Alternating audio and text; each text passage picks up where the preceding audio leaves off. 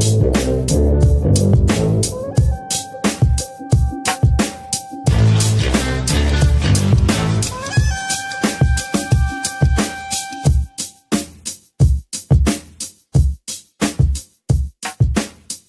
the refs earn a spot in the Super Bowl? Tony Romo sure did. The guys break down the games and relive their worst sports moments of all time. All that and more this week on Just Press Play.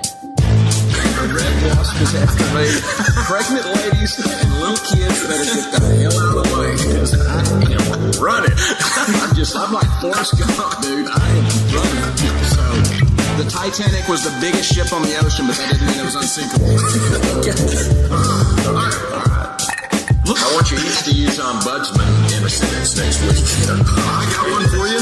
My name is Kevin, the official ombudsman of the Just Press Play podcast. You like apples?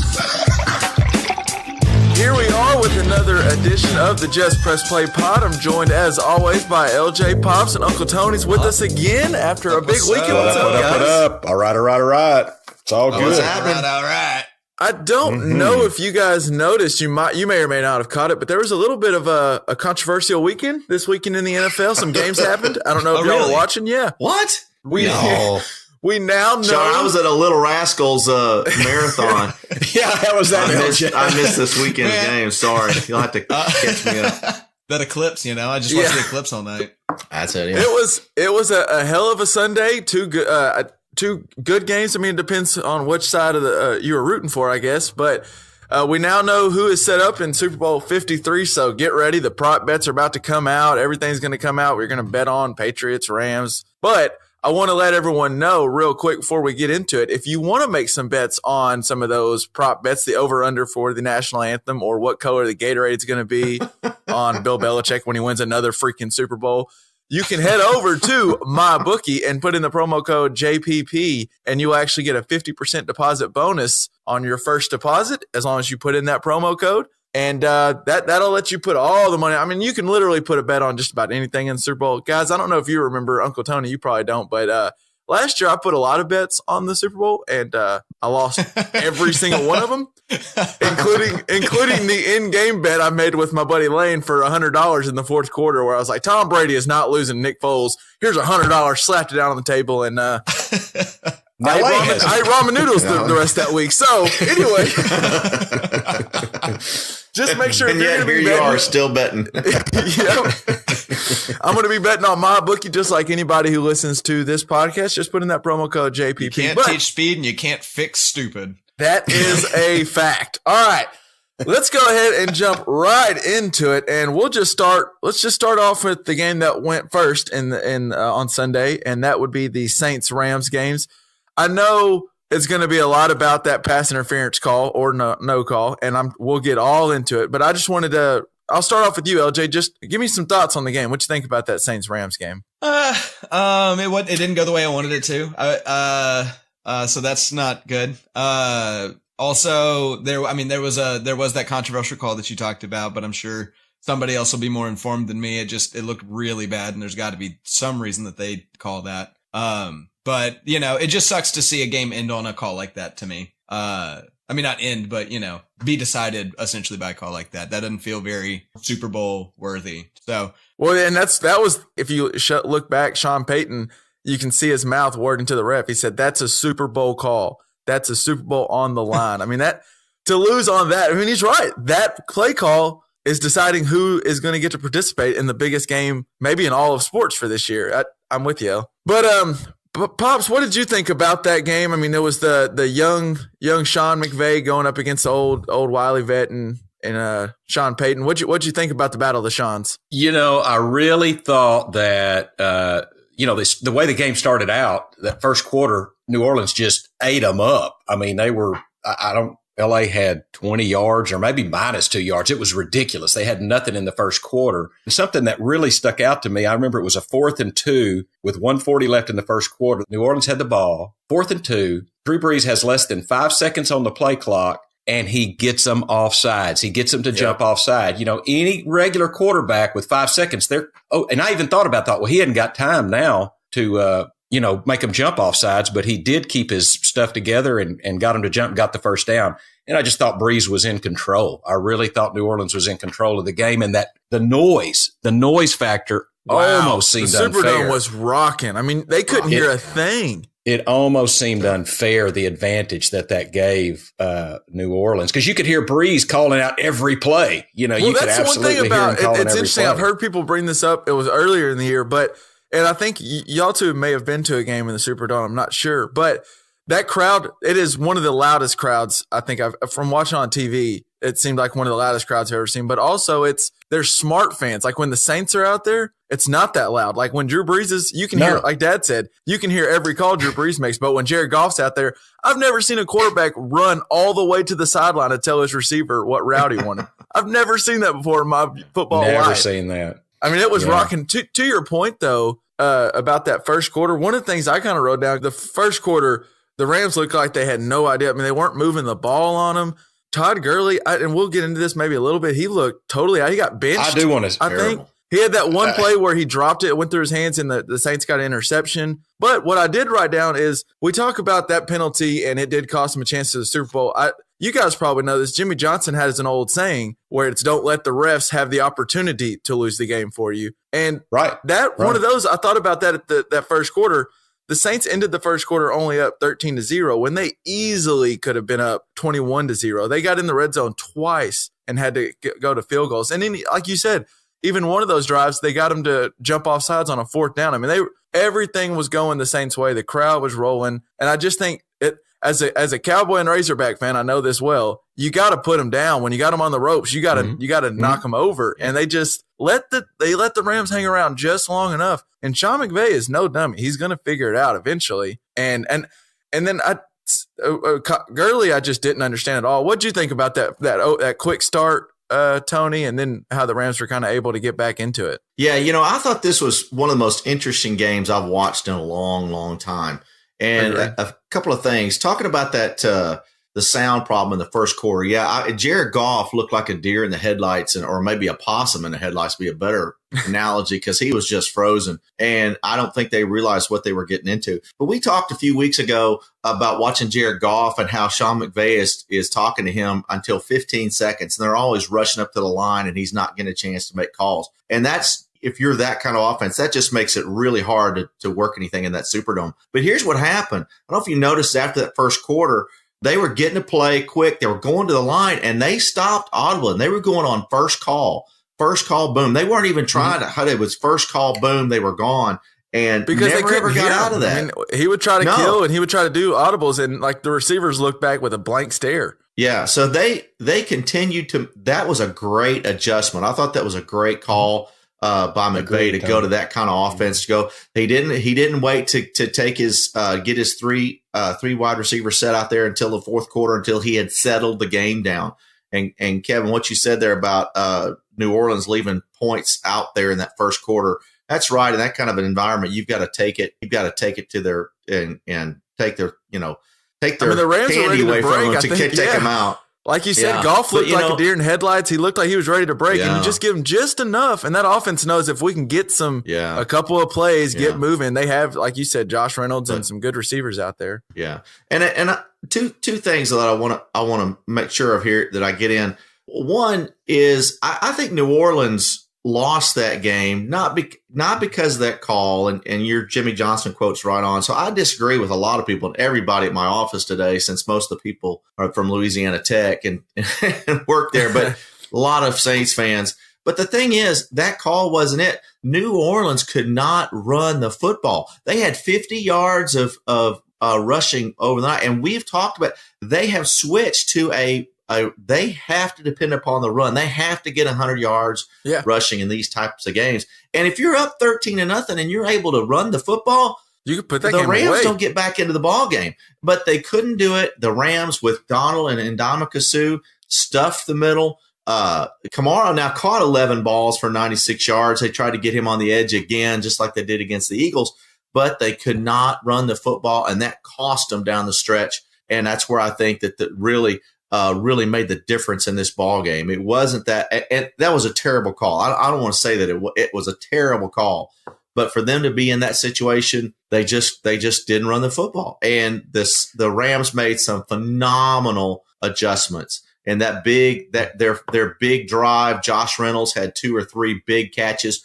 Hadn't seen him all day long, and all of a sudden, and all of a sudden he showed Josh up Reynolds big. has a couple. So I think Sean McVay right there showed the old dog a few new tricks, and so I thought that was a great game. Are y'all like me too? And I think it was in that series, and I've heard it bantered about on talk radio today, but I think it was right after the 2-minute warning and the clock. You want the clock to run, and he makes that. And I know that's a pass that probably Drew Brees is always going to complete, but he threw it at the guy's feet, stops the clock. They don't have to. LA doesn't have to use a timeout. And maybe because of what you alluded to, Tony, they couldn't run the ball. They just could not. But you have to run the ball there. They're on the 13-yard line. They're on the 13-yard line. Well, I wrote it down, Dad, to exactly what you're saying. On that play, that Drew Brees makes that throw to Ted Ginn where he just chunks it up there, and Joyner's there and should make a play, and Ginn just goes and catches it. And so they're down 1st and 10 at the 13, and the 2-minute warning just hit. So they're past the that stoppage. Right. So at that point, if they run the ball on 1st and 2nd down, you say even if they get stuffed, that's at least 5 seconds for both of those plays. And then they can run the 40-second play clock on 3rd down if they run it again. So then they kick that field goal with a minute left instead of giving Goff whatever he ended up with, a minute and a half and his timeouts. And then if you run the ball on those first 3 downs, you have Kamara, you have Ingram, you might get a first down. I mean, you're not saying you're kneeling, like you could possibly get that. And to throw like they did 2 of those downs on 1st down, I understand maybe throwing on 3rd down, but to throw on 1st down and throw an incomplete pass, and it was an easy slant. It should have worked. It was Brees to Michael Thomas, which it's a pretty reliable connection, but Brees threw it low. I mean, let's call it like we see it. Brees threw that ball low, and it was an easy completion. 3 seconds. 3 seconds came off the clock for that play. Yeah. 3 and seconds. And to stop the clock, and the Rams didn't have to use that timeout. I mean, that is crucial, especially like Tony said, you couldn't hear in the Superdome. They needed timeouts because every time they ran up to the line, they're calling whatever they already had before because they couldn't do audibles at the line. Yeah, and here's the other thing about and this one is tough because we were giving the Saints praise because they were doing this earlier in the year. They threw to so many different people for touchdowns this year, and they've got Garrett, the Garrett guy. It's his first start, gets first catch of the year as a touchdown in the NFC Championship game. Mm-hmm. Yeah. But here's what I think hurt him. That pass interference call, Drew Brees was trying to connect with Tommy Lee Lewis, who hasn't been in the game. He's only been activated for just a couple of games. Where is Michael Thomas? Where is Alvin Kamara? Thank you. Where is Mark Ingram? Right. You need to. Alvin Kamara was the best player on their team all day, and they didn't get him the ball. And you need a game-winning drive. Don't throw the ball to Tommy Lee. Throw the ball to Alvin Kamara. Throw the ball to Michael Thomas and force it. Michael Thomas. And force it one time. Give him a chance to make a play. Because, dude, Kamara and Thomas are play makers. And I think that's where Drew Brees kind of failed himself there. I don't know if he tightened up or if maybe Peyton tightened up. Or maybe they tried to get too cute, but that's one of the bad things about having Kirkwood and Taquan Smith and these other guys and Hill being part of your package is you take away from those guys. You bring up an interesting point. I think that is maybe a case of Brees and Peyton getting a little cute because they do have this system where they're not afraid to throw it to anybody. Like you said, Garrett's first touchdown in the NFC Championship. And I think on 3rd down, they thought, well, we have Kamara, we have Michael Thomas. They're going to be all over those guys. We don't even have to throw it to our studs. We'll throw it to Tommy Lee Lewis. When no, you got Michael effing Thomas. The dude has been the best receiver all year. 675 yards last week. You go to your playmakers.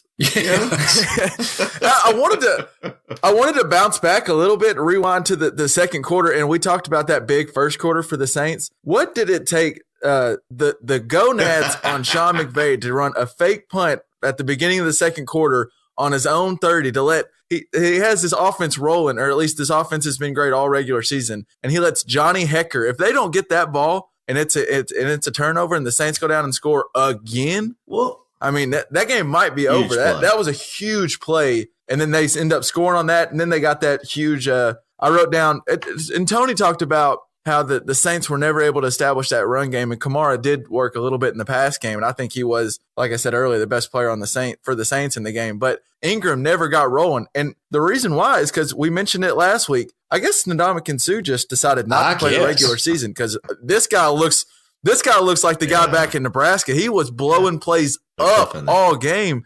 And of course, Donald was great all game. And then Sue actually was the guy. He got back-to-back sacks on the Saints' final drive before the half that made them punt it. And then the Rams go 81 yards for a touchdown to make it 13-10 going to half. And all of a sudden, a game that the Rams had no business being in, they went into half with just, awesome. I mean, looking, if you would have told them to go into half down 3 in the Superdome, they would have signed up for that. And, you know, the thing about that fake punt, it wasn't for the fact that they got the first down. The biggest thing that successful conversion did was it took the fans out of the game just long enough for the Rams to get their shit together, you know, and because everybody's like, and all of a sudden, you know, and so I don't know if it's because it only ended up amounting to a field goal. It didn't even get a touchdown, but it was just enough, like you said, it dulled just the crowd enough to where it pulled that roar back down, and the Rams were able to recover. The game was fascinating to me, and it's funny.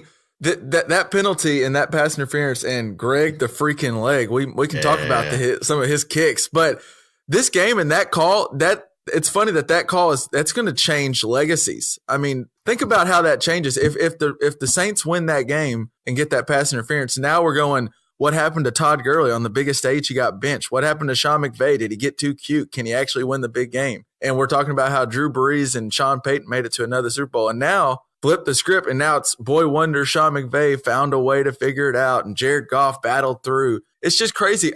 I'm with what LJ said earlier and how y'all been mentioning. It's just, it does suck. I don't think that call is the only thing that lost it for the Saints. There's plenty of plays where the Saints dropped the ball, but that play itself is going to change the way we see the Saints and the Rams going forward. If pass interference is called there, the Saints are in the Super Bowl. I mean, I just firmly believe that. Now, maybe they weren't the best. I mean, you don't know for a fact, but you're pretty sure. I mean, it'd be first and goal from the 5. I heard maybe it was Colin Cowherd run it down today, you know, and it would have been about 16, 17 seconds left on the clock, and they're down by 3 with no timeouts. So you know, I'm just telling you, I'm like what Tony said, and what you said, Jimmy Johnson. Don't let the refs decide the game. I totally agree with you, Tony. But man, that changed the game, and it was so obvious. The ref was right there. Did you see? So all the eye doctors in New Orleans are offering free eye exams to any NFL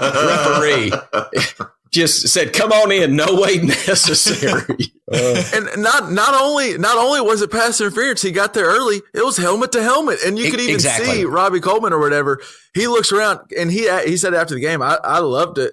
Between him and after the game, they asked him about it. He goes, "Yeah, it was pass interference. I got there early," and he even told you, "I was trying to do pass interference. I knew I got beat, and instead of give up a touchdown, I was going to go for a pass interference." Which, you know, I can't blame him. And he looked around afterward. He got up looking for the flag. He knew there was a flag, and he was like, "Oh shit! They didn't call it. They didn't call it on me." Have there been any quotes from the ref yet? I know the NFL's made a statement, but I don't know if the ref has said anything. I don't think so, but I wouldn't say anything if I were him. Interesting to that point, and this got thrown around. Pro Football Talk put out this article, and actually, the NFL has kind of been hesitant to make a public. They told Sean Payton they missed the call, but they've been hesitant to make a public statement on it. And it's for one of two reasons. Because one, you know, the NFL's, it'd be some bad PR if you go, yeah, the wrong team is in our biggest game of the year. Yeah. We screwed up and had the wrong team. So you don't want to say that. But also, there's actually a rule, and it is what I think I wrote it down. Rule 17, Section 2, Article 3. Pro Football Talk had this full article on it. It actually gives Commissioner Goodell the right. He has the legitimate right. He can either cancel that game and start it over, or he could start the game from that exact point and cancel that play, and we start back today. He has the authority to do that. That's insanity. If he comes, so that's why they've been hesitant to come out and say, "Yeah, we screwed up publicly." Because if he says, "Yeah," then all right, you could legally, the Saints should say, "Yeah, if you're saying you messed up the call, you have the right to fix it." Wow. I mean, it'll never happen. There's no way they'd redo the game. But that's why the NFL's kind of been a little hesitant. And then the worst thing was the head official of that game, I think, not the guy on the field, but the guy who's like up in New York or something. He made a statement. They asked him about it after the game. He was like, "Yeah, I haven't actually got to see the replay yet." What? You're the head official. Like, you're the guy over the crew. How have you not seen the play? The only guy in North America. He's like, "I didn't hear it was a missed call." That's bullshit. Yeah. Oh, God. I do feel bad. And can we talk about, for the Saints now, back-to-back years, the Minnesota Miracle where Diggs catches that touchdown, and then this where the refs just blew it. I've talked about, and we've talked about being a Razorback fan and the Cowboy fan's tough. Wow. Those are two gut-wrenching losses. Gut-wrenching. I mean, that's bad. Yeah. What I wanted to ask, because it made me think, what's I'll start with you, Tony. What's your worst loss as a fan? Because I don't know if you can match 2 back-to-back years necessarily of that, but as a fan, as a viewing fan, what's the worst loss? The worst loss, I was thinking about that. I got 2. One you guys probably remember, the other one you probably won't. Both involve the Razorbacks. Because there were several when I was growing up. The Cowboys used to lose really, really tough. I mentioned Jackie Smith last week, and y'all said, "Who the hell is that clown?" So I'm not going back there. That'd be one of them. But 1995, the Razorbacks have the opportunity to go back-to-back national championships in basketball.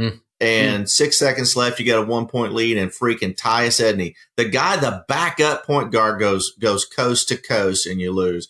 And gets the layup, and everybody's just standing there going, "I thought you had him." That was probably the worst feeling I've ever had after a sporting event. Was like it was just right there, and you're just dumbfounded. Back-to-back national championships. Only Duke does that, right? I think if we win that ball game, Nolan Richardson may still be the coach at the University of Arkansas after that, but that didn't happen. And then the other one, this is an oldie but a goodie, is I was there in Old Texas Stadium. Arkansas was playing the SMU Mustangs back in the Pony Express days, and we had them beat. We had them fucking beat. And Horton Nestra called pass interference on the Razorbacks at like the 17-yard line. It was absolutely the worst call ever.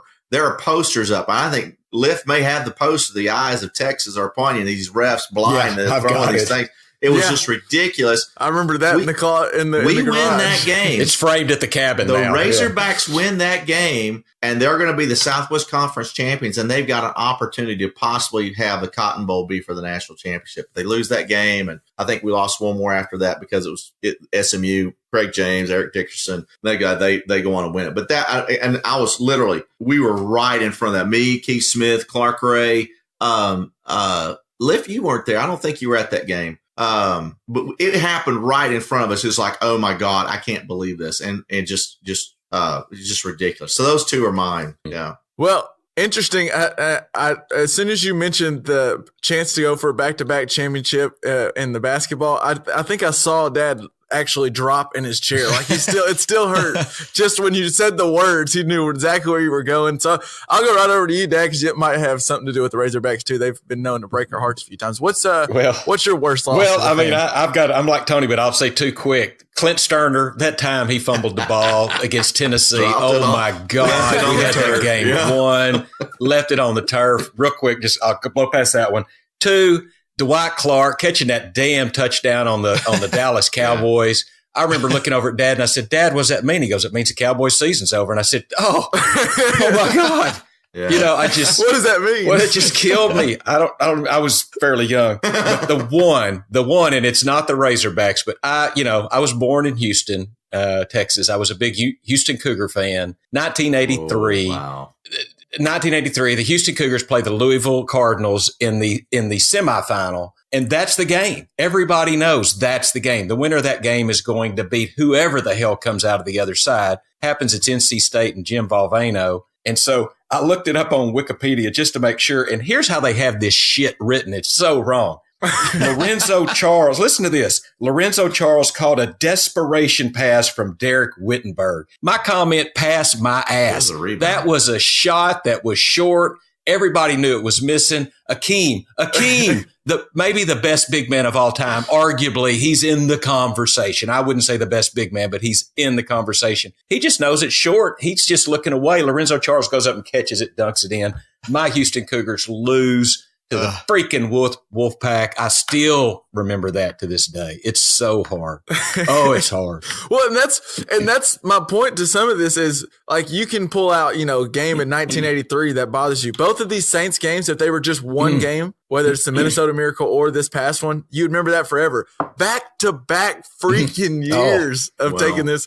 LJ, I'll go over to you. What's your worst loss as a fan? Well, I think the most obvious one that people who know me know that I dislike is the Raiders destroying the Broncos 59-14 in 2010. That was just an ass whipping of epic proportions by a division rival. But I think I've got something that I feel is more to me. It's 2 games in one season. In 2003, the Broncos played against the Chiefs and lost because of a 93-yard punt return by Dante Hall. And they should have won that game. And he ran backwards, I think 8 yards, and then turned it into a 93-yard touchdown. It was stupid. It made That's me so the famous mad. no-go-go play, right? Yes, no-go-go. And I was looking up stuff about it, and Larry Johnson was talking about like listening to Dick Vermeil on the sidelines and how hilarious that was. But so they lost that game after going undefeated up to that point. I think they had a 4-game winning streak, and then they lost a few games, but then turned it back around, made it into the playoffs. And then in that same playoffs, they played Peyton Manning and the Colts. And the one play that stands out to me is, I believe it's Marvin Harrison caught it in the middle of the field, and the 2 Broncos safeties start fighting over who was supposed to cover him. And Marvin Harrison hops up and runs it in for a touchdown.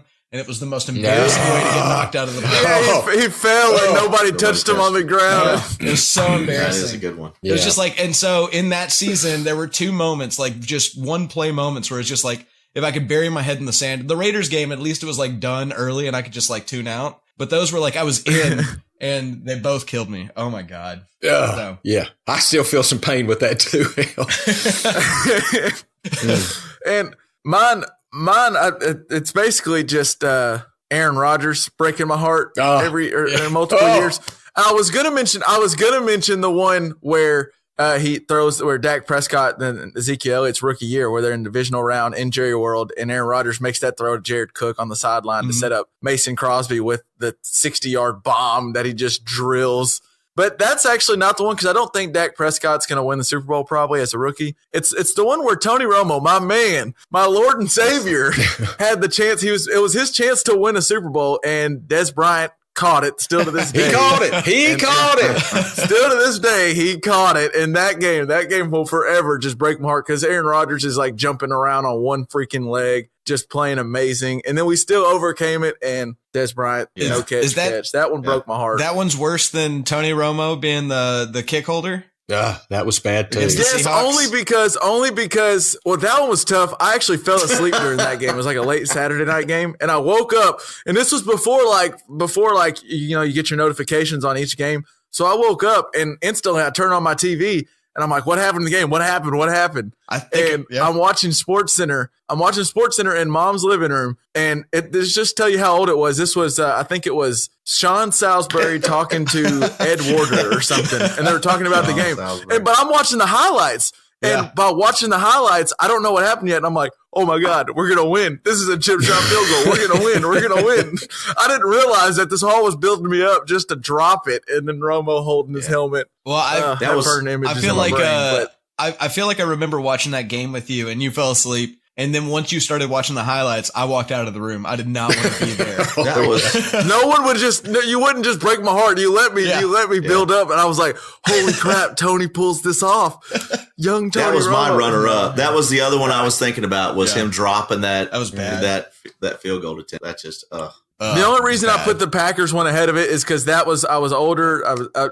I was completely invested in the game. And it was I had my love for Tony Romo. I'd been defending Tony Romo for 10 years about how he's a good quarterback. I promise. Yeah, and I'll say this, the thing about it, and we talk about all the poor Saints fans, but and we're going to talk about this game in a minute, the Chiefs game. But you got to really feel for the Chiefs fans. It's been 40 plus years since they've been to a Super Bowl, and they have been so close. Marty Schottenheimer had some great teams. Andy Reid has had some great teams. There's just things that happen to them that are keeping them from going to that Super Bowl. And man, and the trophy that gets you in there is the Lamar Hunt trophy. And they blew it. The guys on TV, they blew it because guess what they start talking about? It was Romo. Was it Romo on CBS? Yeah, Romo. Wouldn't it be great if Clark Hunt gets up there and takes the trophy that's named after his father? Damn it. The guy that drops an extra point is the guy talking about this. Come on, man. Well, okay, let's get into the Patriots and Chiefs game. And that it's easy. We can talk about the quarterback that had the best day on Sunday, and he did it from the booth. My man Tony Romo was killing it. He was telegraphing every freaking play. Yeah. That was my favorite. How great, seriously, was it to have Romo calling that game? Because he did a great everything job. You were kind of thinking about, he's talking about. It's like, Aikman's not the best broadcasting ex-Cowboy quarterback. It's definitely Romo. Yeah. I understand. I get all the people that dislike Romo because Cowboy fans can be annoying. I know we can be annoying, and there's a lot of them. And I know, we have Skip Bayless. That's unfortunately, it's like the head of our bandwagon. Yeah. So that's got to be frustrating. And Romo is the quarterback that has blown big games, and he keeps doing it to you. But as for people that say they don't like him in the booth, I don't understand how he's excited. He looks like he's one of us watching the game. People act like they don't like him, and then I don't understand it. He's just he would circle a play and be like, if they one-on-one Gronk here, they need to throw it. And then the safety comes down and goes, yeah, they're going to throw it to Gronk. Sure enough, they throw it to Gronk. And then he starts, like Tom Brady says, kill. He's like, oh, he's killing it. They're going to run a power to the right. Sure enough, power to the right. I mean, he just was on point all game. I think Jim Nantz at one point was just like, oh my God, Romo. And you just tell me what they're running. Tony, tell me what they're running, Tony. It was amazing. Well, I know, Kevin, you got to be excited. What'd you think about it, Tony? I know, Kevin, you got to be excited because Tony Romo's finally in the Super Bowl. So, heck yeah. So, yeah. Well, it was the first CJ Anderson, it so was I'm the good first too. Yeah, there you go. It was the first time I've ever been able to say Romo had a good weekend on Championship Sunday because usually he's not there. But now he gets to go to the Super Bowl It's too. amazing. It's amazing. Oh, he'll blow it at the My end. goat is going to the Super Bowl. Yeah, that part was fun. They did call a great game. It was a great game. As much as you hate that the evil empire has once again gotten themselves to the Super Bowl, Darth Maul and the Emperor are headed back, and so the Sith is going back, still in control.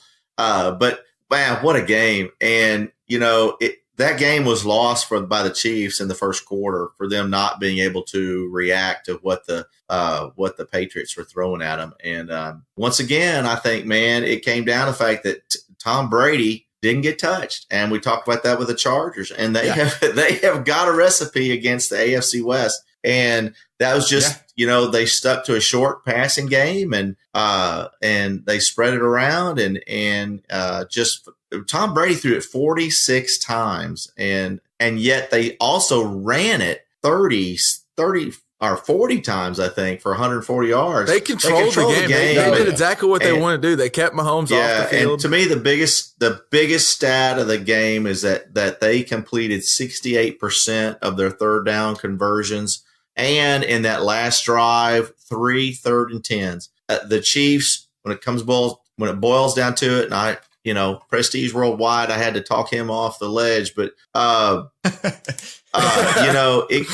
felt bad for Jacob. It comes down to the fact that the Chiefs didn't have that playmaker on defense, and because they shut out Justin Houston, and I'll put this out there, and we can talk about it later after you guys talk about the game. But if Marcus Peters is in Kansas City rather than in Los Angeles, Kansas City is going to the Super Bowl, because I think he would have been the difference maker in that last drive. He would have made a play on Julian Edelman, Chris Hogan, somebody. Yeah, possibly. I think he's the guy that gets the down. Marcus Peters is just as likely to make the play as he is to miss the play. But that's the thing. So they need it. Anytime you give a team 9 downs to go to in overtime, 9 downs, because they were 3rd and 10 3 times.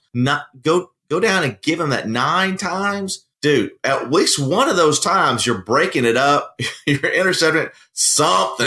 You're going to get one that the odds at least get lucky. I mean, you get lucky and get a stop. The odds of you completing 3 third and 10s in a row is just phenomenal. It's crazy. Just about the same odds that I lost that damn 4-game parlay I had going into that game. If the Chiefs win that, I got everything right. I got the Rams, I got the under, I got the Chiefs, and I got the over. Man, I'd be going to It was You talked about it. You talked about it after last week's game about how Bill Belichick and the Patriots, they must have had something in the game plan, and that's why they chose to get the ball first and go down there and score. And once again, they did it again. They got the ball first and went right down and scored. And first half, they just dominated. I saw this stat, and it was the first half in the postseason so far this year. The Patriots have played twice. And in the first half of those two games, the Patriots have gained 592 yards, 40 first downs, and 49 points. Their opponents have gained 175 yards, 9 first downs, and 7 points. I mean, straight domination in the first half. Wow. And what was fascinating to me is Bill Belichick then made adjustments. Like, it's all about halftime adjustments, and they dominated the first half. And then they still made adjustments, even though what they were doing was working. They still changed because they knew, almost like adjust to the adjust. He's playing chess while everyone else is playing checkers. And they switched over. James White was killing them on third downs. And then in the second half, they quit going to James White because they figured the Chiefs would try to take him away. And then they moved Stephon Gilmore over to Kelsey in the second half when he wasn't guarding him the whole first half. Even though Kelsey didn't have a great first half, they just knew that they were going to need to. Belichick is just so smart. And as much as you hated LJ, and I'm with you, I hate seeing him every single year. I'm going to miss kind of admiring the greatness that they are because they are amazing. Brady and Belichick. And what'd you think, Dad? What'd you think about that game? Well, I want to piggyback on what you were saying. Tammy was saying how I'm so sick of the Patriots and Tom Brady and Bill Belichick and all that. And I said, honey, this is amazing what you're seeing. This dynasty that they put together in this time in the league with salary caps and things like that, what they've been able to accomplish is utterly amazing. And there's a part of me that I think 9 Super Bowls in 18 years. Echo what you said. There'll be a part of me that will be a little sad when the Patriots are finally done, honestly. And I'm sick of them. I was rooting for Kansas City. I mean, deep in my heart, I was rooting for Kansas City. But that really was on my mind. Now, something Tony said I did want to address. You said in the second quarter, the first quarter, they lost it. And I had a note. They had only run 8 plays. It was 7.5 minutes left in the second quarter. Kansas City's run 8 plays. They hadn't been past their own 30-yard line, and the score was still just 7-0. Wow. I mean, they had played abysmal, and the score was just 7-0. And then I don't know, Andy Reid, you talked about adjustments. He made some adjustments at halftime because he did. Kansas City came out and had a shot to win that game. Knew that. He knew, just like in week 5 or whenever that first game was, he knew Mahomes, and you can't keep reading Mahomes down for long. They're going to get rolling at some point. And to your point, the fact that, because that, just like the Saints game, the Patriots had dominated that first half and should have been up more. Brady throws a pick in the end zone. I can't tell you the last time I saw Brady throw a pick in the end zone. I saw that stat. It'd been like, the Chiefs hung around long enough. I thought they were going to come through and win it. And one thing that bothered me, and we talked about the pass interference is one thing, but I don't know what the fix is for overtime. I don't know if college is necessarily the right way. I don't like the college overtime. I love it. I don't think it's the right answer. But any rule, so Patrick Mahomes, that offense scores 24 points in the fourth quarter, and then they don't get a chance to touch it in the overtime. Yeah. And I don't know what the right rule is, but any rule that keeps Patrick Mahomes off the field, I'm not in favor of because I want to see that offense have a chance. And they didn't even, it sucks. The coin flip really decided the game. People talk about, like, people who hate on soccer say that it's terrible that free kicks decide a game. I'd rather free kicks decide a game than a coin flip decide who wins or loses. And that I didn't like that at all. LJ, what were your thoughts about the Chiefs-Patriots game? You guys have covered most of it, so I just wanted to mention that first off, I think Belichick needs to get a sponsorship deal from Apple to support the iPad instead of the Surface Pro. Because he hates that. He did. He threw that sucker down, didn't he? That was so funny. Yeah. Okay. Yeah. And that's not even the first time he's done that. I looked it up because I wanted to find some video of it because Dad, you asked about it in our little group message thing. And I found like videos of him doing it in 2010 and 2008. So he's just been doing this for his whole life. But it was so funny. I've never seen him lose his composure so much that he's going up to a ref and saying, look, you got it wrong. He never loses his composure like that. You got it wrong. And he's like, son of a bitch. And he throws it down. Like, that is not Bill Belichick, you know? So anyway, that was interesting. Good observation. But can I add on something, LJ, that you said? I think you texted us. I mean, the 2-minute warning was coming up, right? And they snapped the ball with 2:01 left. To rush the touchdown. To rush the touchdown. And LJ texted us all. He's like, score slower. And I mean, clock mismanagement. I cannot believe that's happened in the New Orleans game by a coach, Sean Payton, and in the Kansas City game, a coach, Andy Reid. Well, you can't believe that the NFL's like Les Miles had a clock management problem. Like that was bound to happen. Andy Reid is known for screwing up the clock at the end of the game. God, the GOAT is sitting on the sideline just waiting. You cannot give him the ball with that much time left. They lost when they scored that quick. And you sent that text, LJ. I just thought Kansas City lost. They've lost. There's just. Can we touch on the optical illusion that was Julian that was the Edelman other on thing. that punt? That's one of the other things I wanted to bring up. LJ had the perfect example. Like I didn't know. I couldn't put it into words. I just knew I didn't understand it. And LJ he did say it right. We keep referencing the text message group, but LJ said, "What was it? It was an optical illusion to your eyes." It was an optical illusion because from every single angle, it touched a different body part. And then you look at another angle and it wouldn't touch that body part, but it would clearly touch another one. It was unbelievable. Right, like, I don't know how that happened. They show that one angle.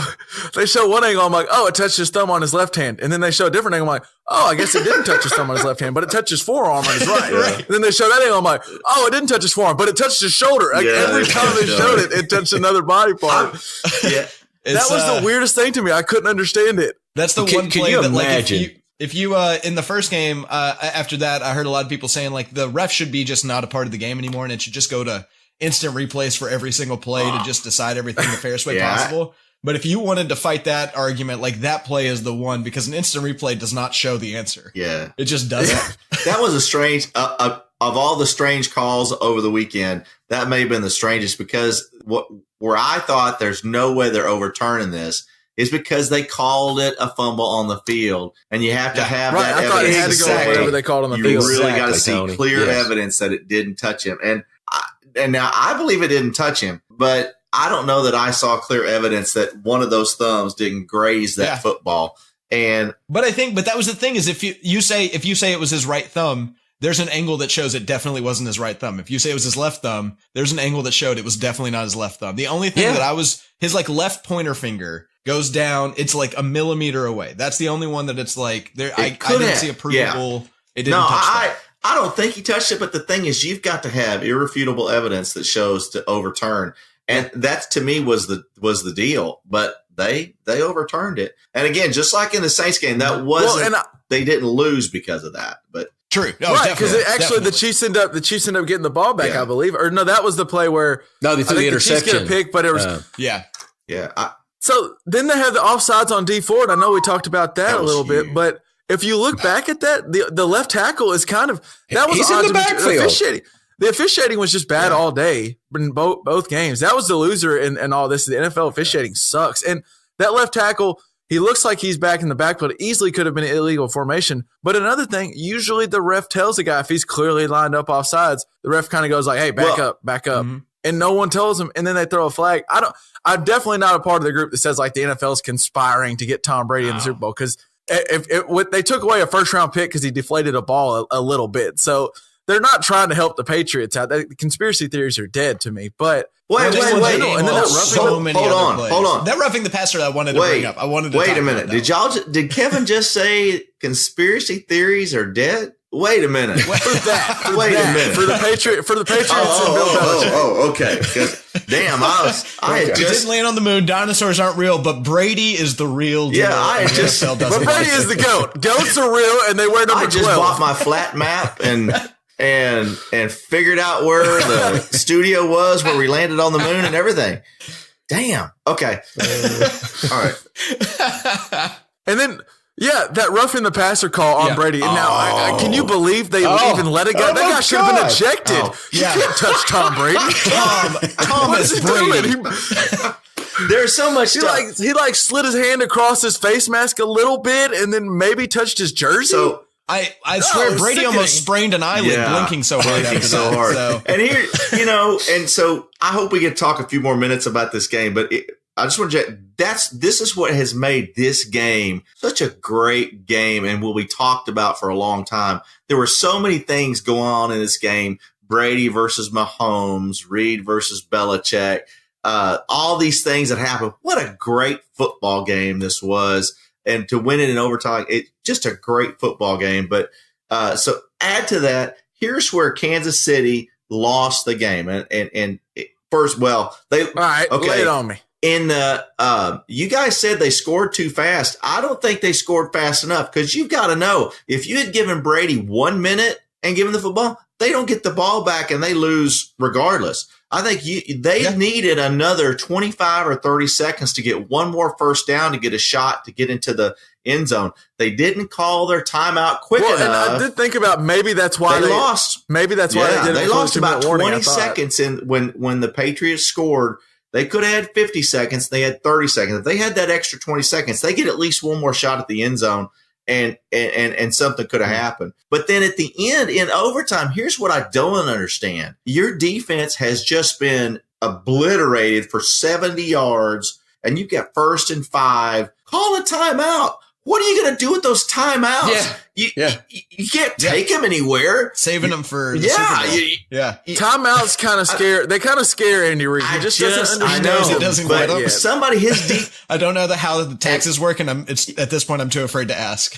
And I pretty much bet that the defensive coordinator in Kansas City will be fired sometime this week. But that's where the defensive coordinator has got to go to Reid or yell into his microphone or something. Timeout. God damn it, time out. There's somebody has to tell Andy Reid what's going on, because he's just like, I wonder if I can still get a Happy Meal this late. It was just terrible. And he was just frozen. You think Andy Reid needs a Happy And so it's like, he'd swallow the toy. There's no way a Happy Meal does anything for Andy Reid. It's not even foreplay. Well, maybe he gets 10 Happy Meals. I don't know. Maybe he's a Donald Trump guy. He just puts his whole table full of it. Anyway, he's doing the 2 for $5, and he's getting 2 for $5. Yeah, he's doing the 2 for $5. He's just frozen watching this. He's doing two different 2 for $5s. If they should have called timeout either at the 1st and 5 or the one before that one, because they were just getting blitzkrieg. They were reeling. You're right. That defense was reeling. I don't understand why they didn't do that. Yeah. It was fat. I think you're onto something a little bit there, Tony. I think they did try to score quicker. That's probably why they went. That's a fair point. I really hadn't thought. But how crazy is it that Tom Brady, who really, if you look at some of the stats, he didn't have like a crazy Tom Brady game. He threw the pick in the end zone. They did let the Chiefs hang around. They ran the ball decent. But still, with 2 minutes left, you just assume everyone in that stadium, whether you're wearing Patriots or you're wearing the Chiefs red or whatever, you just assume as long as he's got a minute, he'll be fine. He'll find a way to get down there and he'll score. But what does he do? He just marches down there and scores. And it was just fitting in overtime that it was the old Bucs. We've talked about it. I think the Patriots doing this whole no one believes in us bull crap. I think that's part of them just doing it to do it, whatever. But it was great. 3rd and 10, Edelman, Brady. 3rd and 10, Brady, Edelman. 3rd and 10, Brady, Gronk. It was the old guy. It was the guys that keep doing this over and over again. And I wanted to give a shout out to, I think maybe that game was Belichick and his staff's maybe best game coaching I've ever seen. And the reason I say that is because they go into that game, and I think the Chiefs are a great team, and they go, we got to do it. They want to make him play left-handed. So they hold Mahomes to his completion percentage at 51%, which is they only had 3 games the whole year where he was under 60% completion percentage. Then they also held Tyreek Hill to just 1 catch on 3 targets. Both are season lows. So you take Tyreek Hill out. Usually the Patriots like to take one guy out of the game. They also took out Travis Kelce. There's no way you would have told me they'd take out both. They hold Travis Kelce to 3 catches for 23 yards on 5 targets. Again, those are both season lows, not counting week 1 where he only had 1 catch. And then they also run the ball and keep Mahomes off the field. As we mentioned, only 8 plays in the first half. And then they held the time possession. Tom Brady wasn't touched all game. The one thing we said about the Chiefs, D, is they can get pressure. They might not be good on the back end, but D Ford and Houston can get pressure. Tom Brady's jersey was just as clean when he was talking to the reporter at the end of the game as it was when he was walking on in the stadium at the beginning of the game. They completely outcoached, and they're just amazing. And part of the reason the way they can do this is Peter King wrote it out in his Pro Football Talk article. But Belichick's in his 19th year coaching the Patriots, and McDaniels has been on the staff for 15 of those 19. Skarnecki, the offensive line coach, has been there 17 of the 19. Their special teams coach has been there 19 of the 19. They just have so much continuity, and they trust each other, and they know they can make these adjustments on the fly. And it kind of gets me back to what Dad said earlier. And the Patriots annoy me. I hate seeing them in the Super Bowl every single year. It gets old. But when they're gone, I think you're going to look back on this 20-year run, and it's been absolutely amazing. Yeah. And I'll remember this. I'll tell my grandkids when I get old and I get my gray hairs, I'm going to go, you know what? You think this team is good. You should have seen the Patriots back in 2000 to 2020 because it was just insane what they did. A 20, but 30, almost a 20-plus year period. Real quick, I think that, the gray hair thing threw me off because I could see that shit on Lifford's chin and it still bugs me. So when you get that, don't do that. But the coaches but defensively, and you talked about the offensive game plan for the Patriots, and I agree it was very good. But what they did, the Chiefs offense defensively, without basically Trey Flowers and Dietrich Wise and shit, if you can win games with two former Razorbacks, man, great job. But the job that he did, and is that Flores? Is that who's their DC? Flores, he's their linebacker coach, but he's kind of he'll be headed to Miami to be there. He's probably headed to Miami. But it makes you kind of wonder who was really the mastermind last year. Was it Patricia or was it this guy? Because I'm telling you, he was right. All these guys that are doing a great job, phenomenal. It seems like if Belichick's willing to let him go, then they're replaceable. He wouldn't let McDaniels go a second time. If you remember, he knew he needed McDaniels to stick around, and it just is interesting to me. It is fascinating. Wow, I guess Matt Patricia wasn't the end all be all. Maybe he shouldn't be a head coach out there in Detroit with his pencil and his laminated sheet. Yeah, and last thing, this is not going to be very comfortable for some people to hear that listen to our podcast. But Travis Kelce did not show up. He froze in the moment, and that was such a strange thing to see. Here's a guy, all pro. And Liff talked about him last week. This guy is phenomenal at his position. And he flat froze. He dropped a couple he never should have dropped. And all of a sudden, Mahomes loses a little confidence in him. I think Kelsey's probably disappointed in his performance this weekend. Gurley's going to get a shot to redeem himself in a couple weeks, but Travis Kelce's got to wait a whole 9 months. And so that was tough to watch. He had a really, really poor game. So that was a tough one. I do think, Kelce is going to want to bounce back next year, and I'm sure he will. One thing for all the Chiefs fans out there, Jacob, if you're listening, I know you know this, but it was a tough loss, but boy, they got a good fun 10 years. You get Patrick Mahomes for 10. I don't care what he can write down what he wants for a salary, and the Chiefs better pay it because that man is amazing. He did miss some throws. There were a few throws where he let a guy a little too much, but all in all, he seems like a really good leader. Then he stands up on the podium and he says everything perfect, talks about how this pain is good. It's going to make us better. And doesn't blame anyone but himself and the team. I just love Mahomes. And then Brady, even he's hard. I read a thing about Brady. Apparently he went to his people while I was in the locker room, and instead of in all the euphorium of I'm making my 9th Super Bowl and we just won again, he goes to some people and says, hey, can y'all take me to the Kansas City locker room? I want to go talk to Patrick one-on-one. And he goes and talks to Patrick Mahomes because I think he sees it. There's just something special with Mahomes. Obviously, his arm's special, and he can throw it behind his head or whatever all other fancy things he can do. But I think he's just a special human being, and that I think it'll be fun to watch him for multiple years. I'm going to be a little bit of a Chiefs fan probably for the next 10, 15 years just because I like watching Patrick Mahomes play. I think so. I think here's the only thing, though, that makes me think of is that is scary for the next 10 years, too, because I've seen reports he's going to sign a record contract in 2020, which is kind of like, a duh. If he makes it through 2019, he deserves a record contract.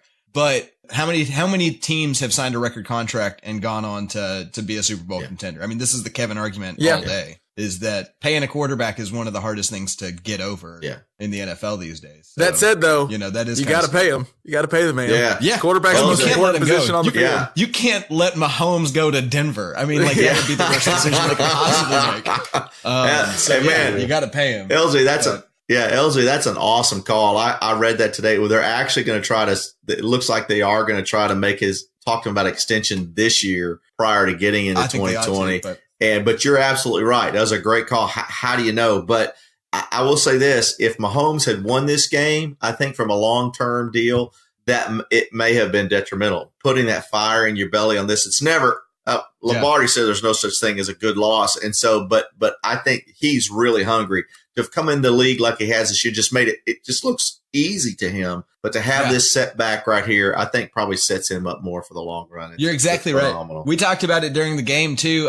We talked about how this was a potential torch passing moment where, the greatest now plays against the greatest of all time. And, this is potentially the moment that it becomes just, Mahomes takes over and this is the beginning of his career. Yeah. But now he might never have that thirst quenched. And he might always have that chip on his shoulder. He might have that Michael Jordan chip. Like Tom Brady has the chip of getting drafted in the 6th round. Mahomes was drafted in the 1st round. Someone traded up for him. So this puts the chip on his shoulder. And I think it was interesting to watch the game. Mahomes is young and he's going to learn. Like he learned a lot probably in that game. But there's the difference you can see in Mahomes and Brady is Brady does that. They were doing that little thing all game where they would come out with a fullback and a running back, Devlin and a running back, and they would motion Burkhead out. And that would tell Brady, that motion right there would tell Brady, okay, here's where I'm throwing it. Before the snap, he knew where he was going probably 70% of the time. And then he that's why he's still at 41 is still ripping people up on 3rd and 10 over and over again. Cause what he sees up in his mind, it's just different than everyone else. And until his arm falls off like it did for Peyton Manning, which eventually it will go away, I think he's going to hang around and just keep doing this thing. I think this might be his final year. If he can win a Super Bowl, it seems like for whatever reason, these wins seem to be really meaning a lot to him. And I think he's trying to get one more and go out. It's kind of where I'm seeing it. And we'll see. I don't know. This is Gronk's last year too. Yeah, this definitely Gronk's I got a feeling this is Gronk's last year.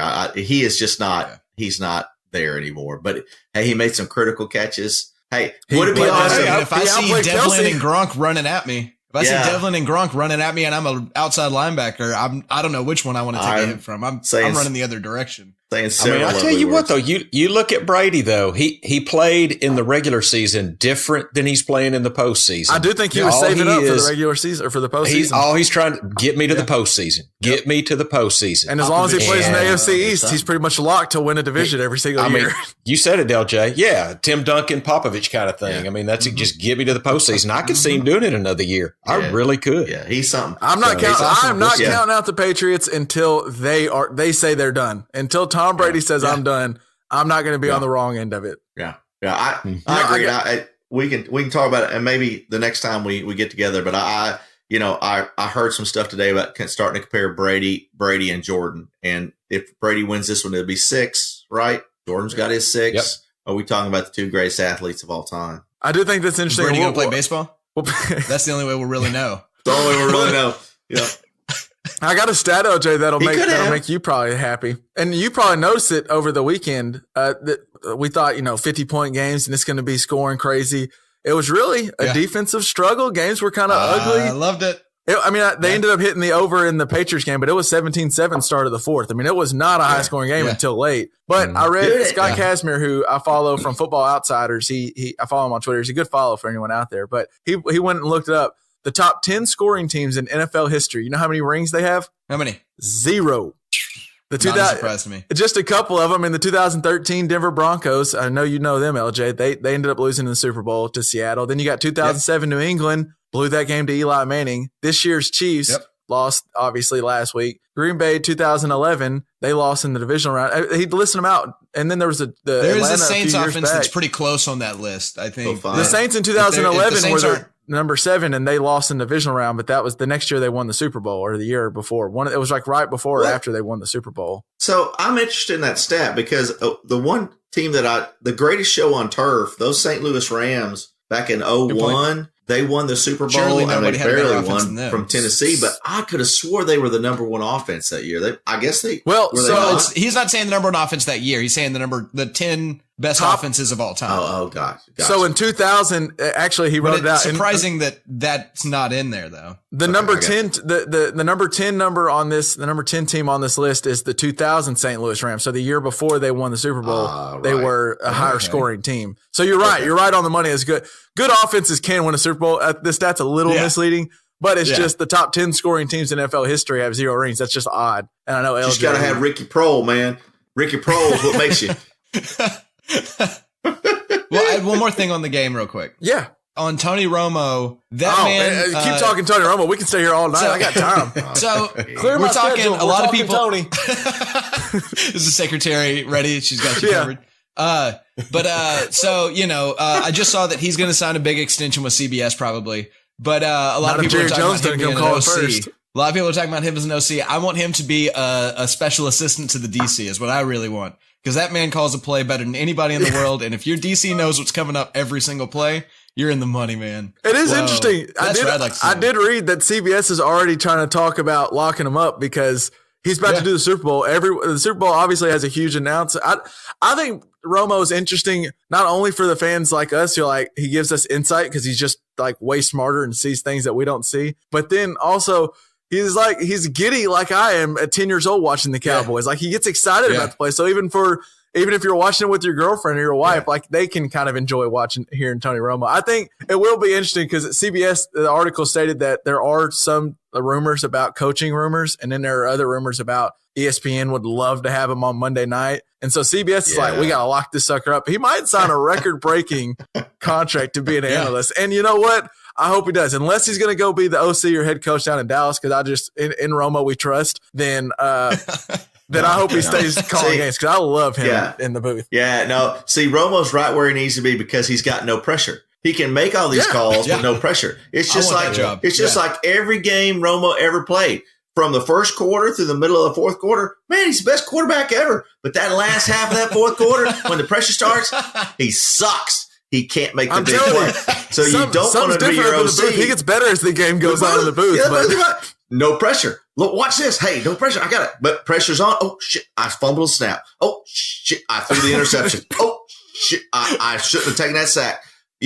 But no pressure, man. He's the best. You are right. It is, and that's why if I'm Tony, I might just keep this job I got because right now, if he says they got to throw it to Gronk and they don't throw it to Gronk, we probably just forget about it because the Patriots did something else that was crazy. We're talking about the missed pass interference or whatever it is. Yeah. But if he gets it right, then we're like, oh my God, Tony Romo is so amazing. Right. This is a cush job. This is easy. Yeah.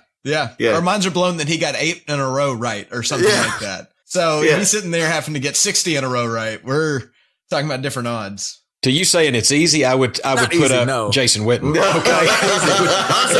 It's not an easy job. Oh my God. Comparative speaking, the consequences, if he gets a game wrong in the booth, we forget about it. If he gets a game wrong as a defensive coordinator, then the game's over and they lose. Like Dad said, what happens now? You go home, it's over.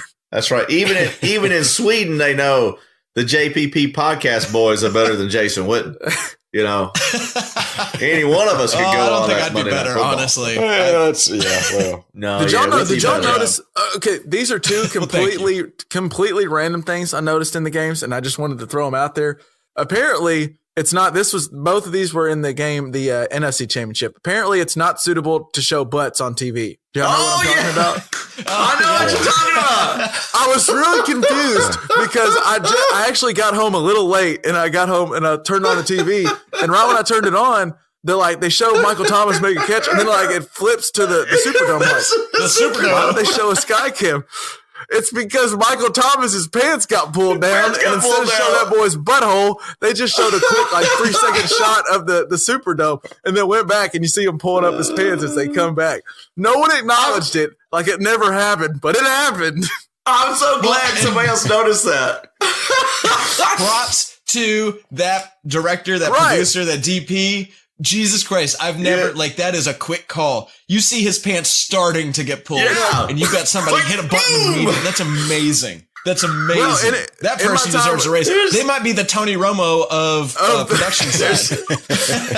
One time working in different radio and TV, there's always an oh shit button, and you sometimes hear it in NBA and NFL when the mic drops completely out. It's because a player's mic got a little too close to a hot mic and said dropped an F-bomb or something, pulled a Uncle Tony. Yeah. But so they can mute the mic. I didn't realize there was a butthole button where they could press the button if a button comes out. And you're right, LJ. That man was on a dime. He didn't have a split second. He hit it. You think there's a guy in the trailer that his only job, he's got a button, he's sitting on it. If as soon as he sees a butt crack, he hits that button. That's his only job in the trailer. There has to be. Okay, man. If you see a butt, if you see some pants coming down, if you see something in the stands, hit the button, man. Because, for I saw that. I thought, well, that's kind of strange. And then I realized, oh, shit, Michael Thomas's pants were getting pulled down. Because it just got enough for you. So you saw some crack. Not that I'm, looking for. Anyway, but you saw something. And then all of a sudden, it's the outside of the Superdome. What happened? And then they go back and you see him. He's doing like this. Like, oh yeah. Well, the dude in I'm the trailer with hit the you, Tony. button. I thought something happened. I was like, why did it do that? So like after I realized the play's over, I was like, I backed up. I hit the little 10-second back button a couple times. Like, what happened? I watched it. Still didn't understand it. Watched it back a third time. I was like, oh, it's because that man's pants were down. They didn't show his butt. If only they could have done that for Janet Jackson. Yeah. Now who's in a worse spot here? Me, who saw it live and said, "Oh, I saw the crack." Kevin, who has to go back 3 times looking for the crack. I know. Now, I think Kevin needs to get better at his job, is what I'm hearing. I'm not saying anything, but I didn't go back looking for any crack. That's all I'm saying. I had to see what was going on. I had to see what was going on.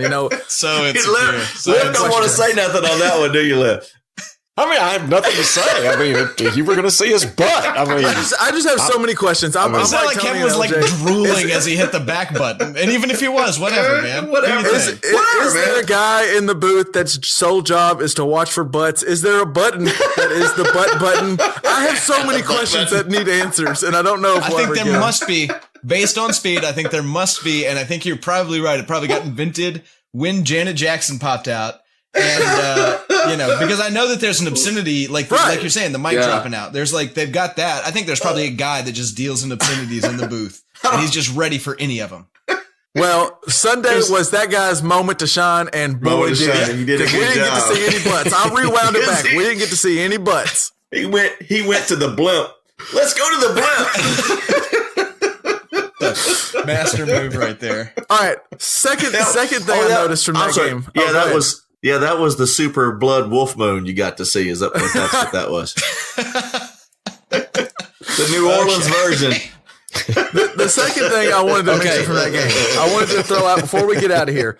I don't know if you guys caught this. I was rewatching some of the fourth quarter and overtime earlier, and if you watch, and I tweeted this out. I took a video of it on my TV, but Johnny Hecker is the punter who's the holder for the Rams, and Sean Payton, as you remember, iced him. And I was interested in watching that because I'm big. Yes. I'm big on. I like to see if the kicker kicks it after they iced it. So I was like, I'm going to watch when they iced him to see if the kicker actually kicked it through or if he held it. Well, to answer that question, he decided not to kick it, so he didn't use his one good kick. But more funny than that is Johnny Hecker acted like he was going to fake. Once he realized the play was dead, they still snapped it.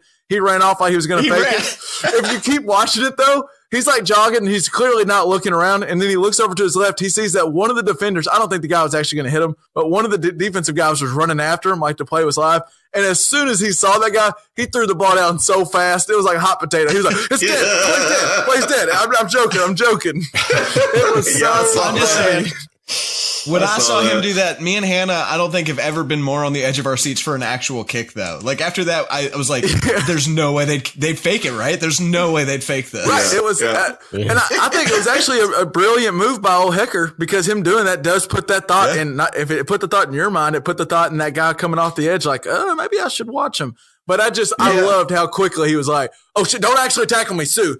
This is not a real play, I promise. Yeah. This was only a drill. I saw that. Was funny.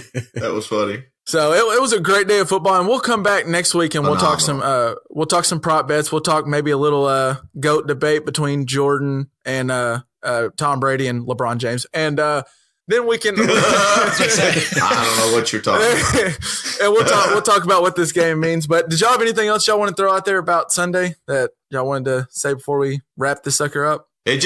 I will say one of the most entertaining 7 hours of football that I've spent all year long, for sure, in 2018, 2019. But it was one of the best weekends of football that I've seen in a while. The calls I hate that it came down to calls, but the games were great. There were bad calls, but the games weren't decided by bad calls. As far as a one day of games, that might have been the most suspenseful and dramatic day of games for a guy who was going in with no rooting interest since the Cowboys are out. Just as far as fun on the edge of my seat, I don't smoke cigarettes, but after that Chiefs Patriots game ended, I felt like I need to go outside and smoke a cigarette. I was like asking my neighbor, I was like, "Hey, can I borrow one of them Cowboy killers? Because man, I'm tense right now. I need a Marlboro Red, man. Can you? I need a Camel unfiltered." So, Kevin, where could I go if I wanted to try to get tickets to the Super Bowl? Is there a website? It's funny. I wish you could see what my computer. I'm looking up the cheapest ticket for Super Bowl right now. The cheapest ticket is somewhere between $2,500 and $3,000, and that's up in the nosebleed seats in Atlanta. But I got something for you guys. If you would like to go to the Super Bowl, let me tell you about our friends TixSplits. If you got the $3,000 and you can blow it, then go on to TixSplits.com. That's TixBlitz and throw in the promo code armchair.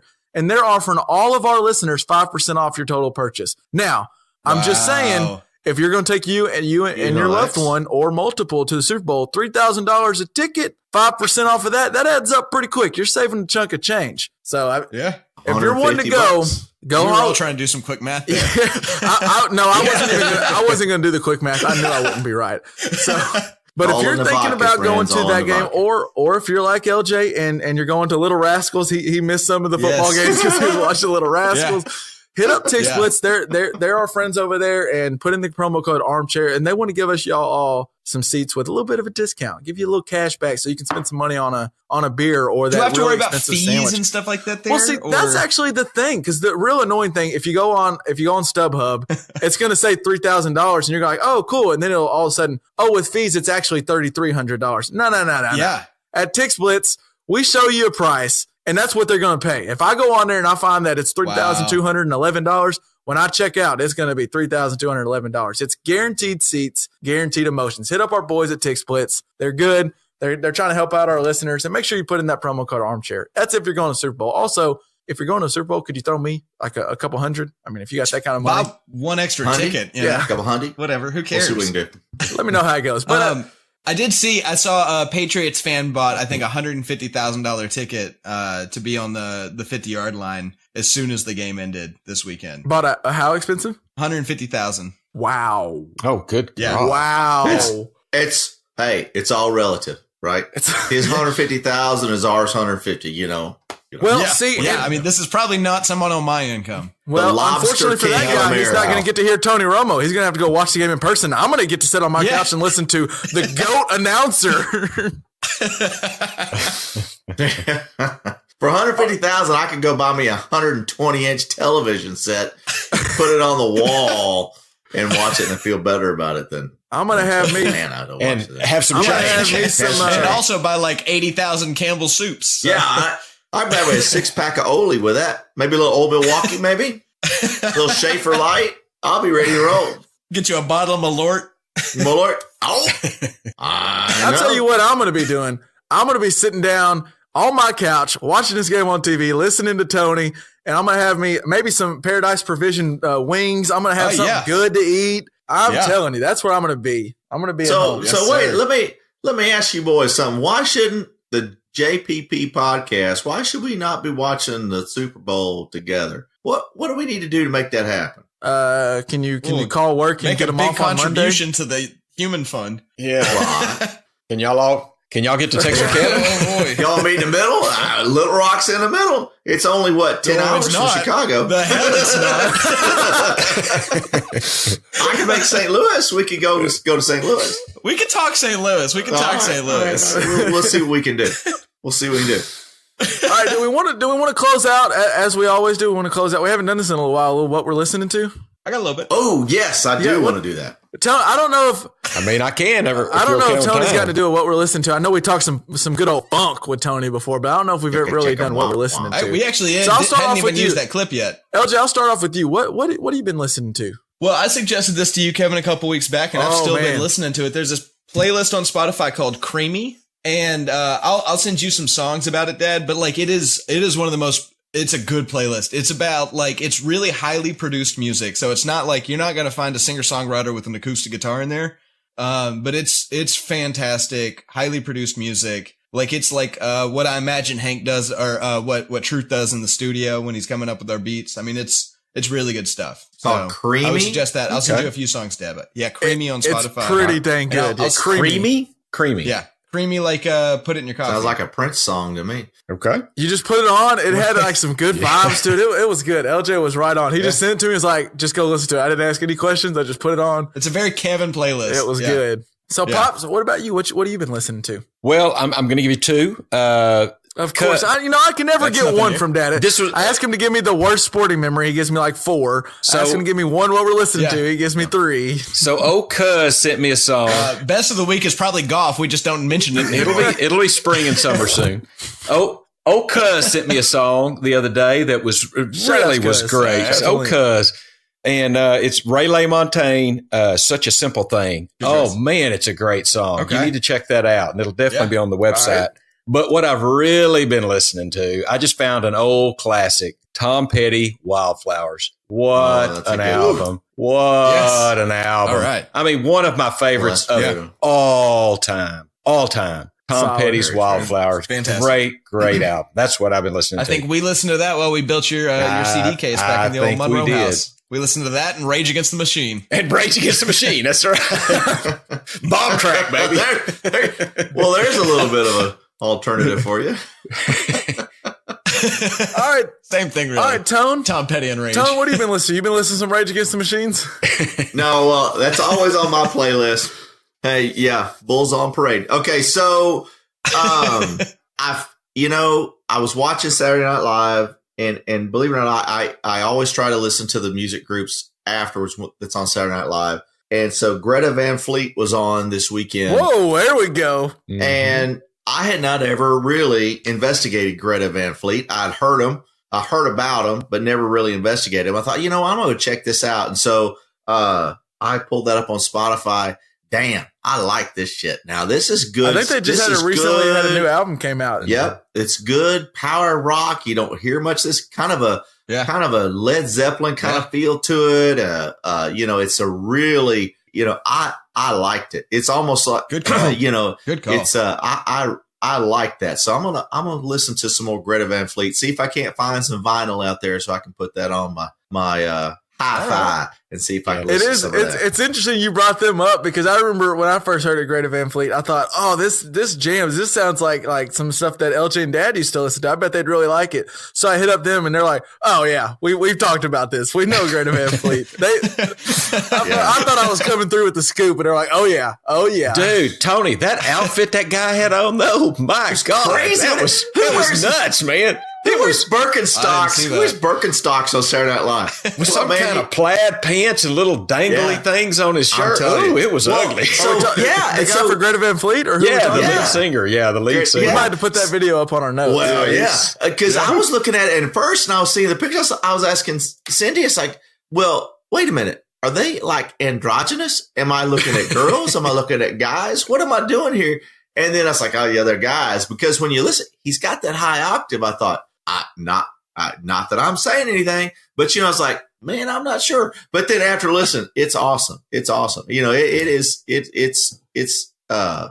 was good stuff. But yeah, that was a funky outfit, man. Good call. It was. Do you think that might help with like a little bit of nipple chafing? Good. Maybe it does help with the nipple chafing. You put that under a starched shirt. Maybe that's what it was. I get the feeling that one of the two drummers, one of them was having a little nipple chafing because they have those they had those little silk kind of vests on. I'm sure they were bouncing back and forth. I'm sure something of that was going on, but I thought the lead singer. Kevin, who have you been listening to, Kevin? There's no clean segue off from nipple chafing, but I want to go to what I've been listening to, and LJ, you're gonna like this one. And LJ put me on this guy way back in the day, and I haven't heard him in a while. But I've been playing some old Anthony Hamilton, some cornbread, fish and collard greens, some Charlene, some best. I remember him. Yeah. He's kind of R&B. Mama Knew Love. Yeah, he's a little bit R&B, but it's soul. Like it is, your soul like starts coming out. I mean, Anthony Hamilton can straight up sing. Anthony Hamilton. All right, I'm gonna have to look into that. He sings like biscuits and gravy, man. Like it's what's up. I'm telling you, it's good. Pretty good.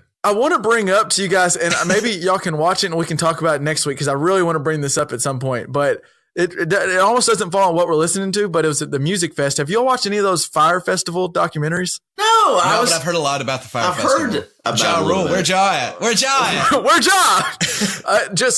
I don't know how to explain it. I mean, it's a long topic. There's no way I can explain it quick, but basically these guys went to start a music festival and it was just a total shit show. And all these people showed up to this, what was supposed to be the best festival ever. Yeah. And it just shows spent billions. thousands And it just showed how quickly on FEMA tents. It shows how quickly, like, all of a sudden something starts going on social media. No, literally, And actually, all these people bought these, like, these people bought like $25,000 tickets to go like live in these. They thought it said on the ticket they get cabanas, luxury cabanas, and it was legit. No shit. A FEMA hurricane tent, and then it rained the night before, and the tents were all like wet, and it's a total shit show, and everyone believed this guy. People paid $25,000 and were starving because they couldn't afford. And then they were trapped. They had no cash for the vending machines. And then so they all fly to the Bahamas and they get there, and then they had no way to leave the Bahamas because the guys who put it on had no money. So there was no planes leaving.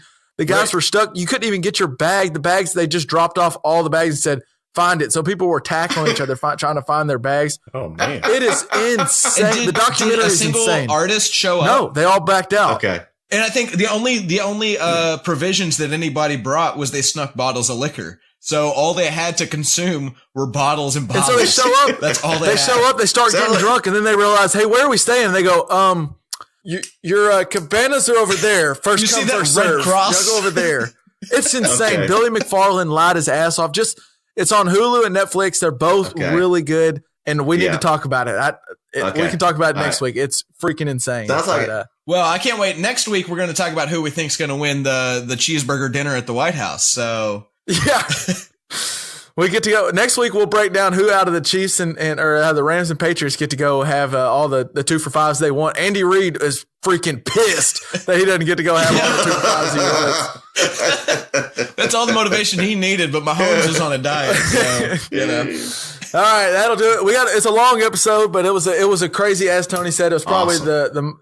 It was a crazy Sunday. I'm cutting out everything. Yeah, Tony we'll said. cut out all Tony, and it'll be good. Make sure you're checking us out on our website at justpressplaypod.com. We put our show notes out there. We throw out some videos, and these show notes will be good. We dropped a lot of highlights. Yeah, these will be good show we notes. might try to find Michael Thomas's butt. We'll show Johnny Hecker freaking out. We might show Greta Van Fleet wearing dangling things. The worst losses in history. Tassels on their nipples. So keep checking us out. Like us on Facebook. Follow us on Twitter. And if you don't mind, go give us a rate and review on iTunes. Go give us on the podcast. So tell us what you think.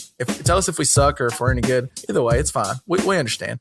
Mm-hmm. So that'll do it. That'll do it for this week, Uncle Tony. We appreciate you hopping on. Yeah, but if it's negative, man, F off. Pops, it was good. LJ, another good week. Can't wait for the Super Bowl. I'll see you guys next week. It'll be our 1-year anniversary. What up? Peace out.